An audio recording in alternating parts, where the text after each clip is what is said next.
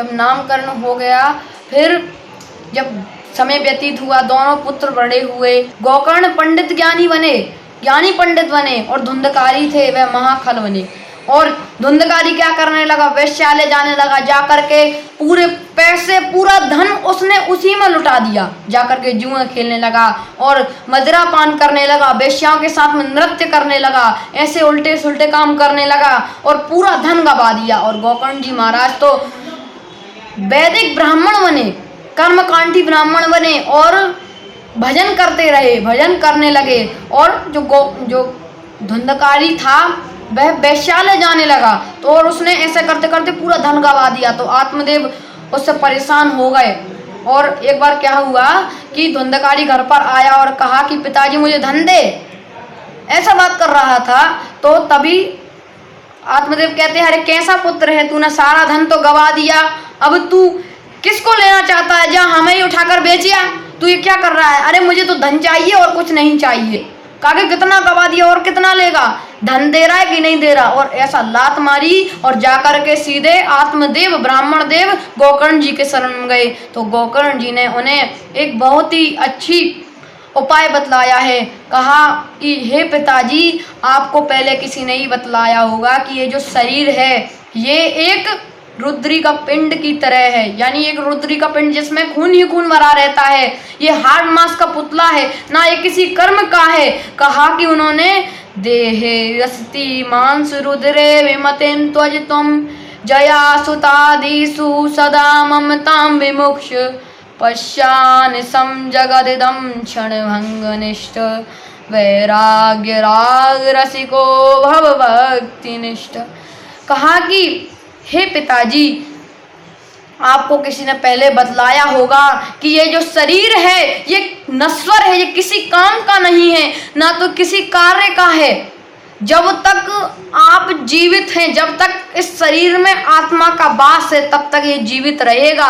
और जब आत्मा निकल जाएगी और जाकर के परमात्मा से मिल जाएगी, देखो आत्मा का कभी आदि अंत नहीं है। ये शरीर मरता है, ये नश्वर है, ये किसी काम का नहीं है। आप इसे जितना सजा लोगे उतना ही आपको ये घाटेदार रहेगा। जिस आदमी को लोभ हो जाता है, लालच हो जाता है, समझ लो उसकी उल्टी गंगा बहना शुरू हो जाएगी।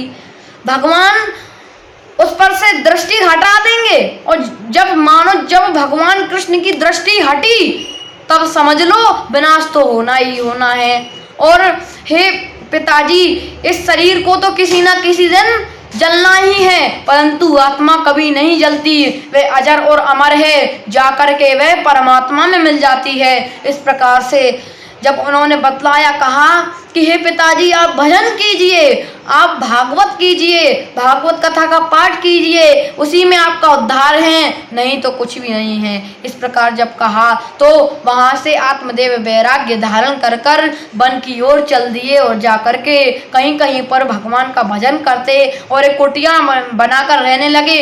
उसी जगह पर वह मूल पाठ करते, ब्राह्मण देव तो थे ही, मूल पाठ करते और श्रीमद् भागवत कथा का अभ्यास करते और भगवान का भजन करते रहते। और यहाँ पर धुंधकारी जब अपनी माता के पास आया और आकर के कहा, माता मुझे धन दो, नहीं देती हो तो मैं आपको इस जलती हुई लाठी से खबर लूंगा। बहुत मारा, फिर भी कहा कि अरे तू कैसा है, भगवान करे तेरी जैसी संतान किसी को ना हो, तू कैसा है, अपनी ही माता पिता को मारता है और पिता को तो घर से भगा दिया है और धन मांगना चाहता है, पूरा गवा दिया है तूने धन।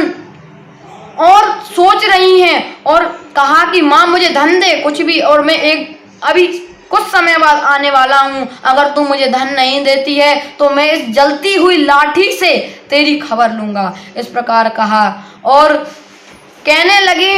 अब माता यहाँ पर आंगन में बैठ के सोचने लगी कि इस जैसा भगवान पुत्र किसी को ना दे। तो कहा गया है, कबीरदास जी स्वयं कहते हैं कि जननी जने तो भक्त जन, या दाता या सूर्य, या फिर जननी बांझ रहो, क्यों व्यर्थ गवाओ नूर। इस प्रकार से कहते हैं कि जननी माता, अगर तुम जन्म दो तो किसी भक्त को, किसी सूर्यवीर को, किसी दानवीर को, या किसी भक्त को, किसी भी भक्त राज को जन्म देना।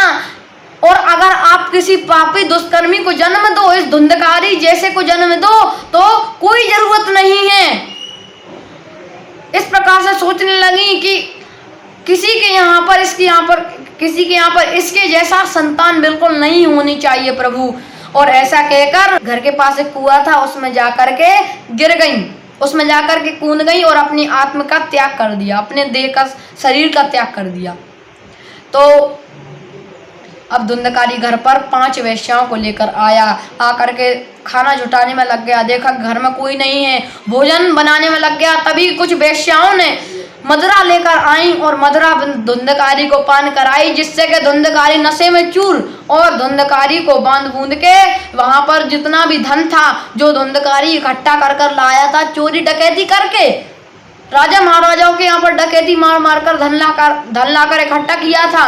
और उन वेश्याओं ने जब ये सब देखा तो धुंधकारी को कहा, धुंधकारी को मदरा पान करा दी, जिससे कि वह नशे में चूर हो गया, और उसे बांध कर उसी कुएं में फेंक दिया जिस कुएं में उसकी माता गिरी थी, और धुंधकारी एक प्रेत योनि में हो गया।